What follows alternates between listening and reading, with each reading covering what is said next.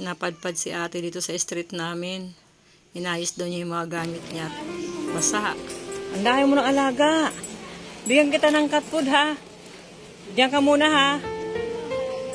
Babalikan kita.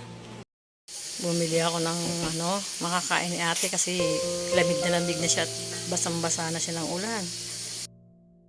Kain ka muna. Dadalan kita mamaya ng Dadalan kita mamaya ng pagkain ng pusa mo ha. Ayan, dami niyang pusa. Ay, ba't ang dami mo ng kuting na naman? Ay, buti may lalagyan ka. Ate, bawal pa ngayon. Darating Oo, mamaya ka pa umalis. May aso pa. Bigyan kita ng dog food saka cat food ha.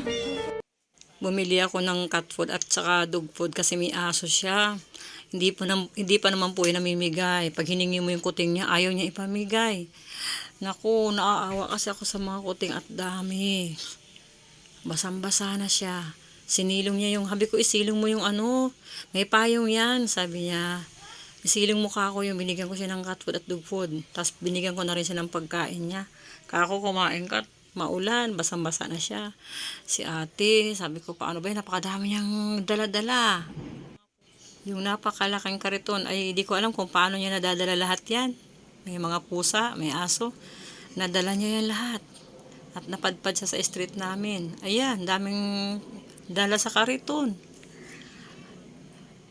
Pagka gusto kong bigyan na habi ko, pagka bibigyan kita ng pagkain kako, saan kita mahanap? Sa may San Sebastian daw siya madalas magtambay.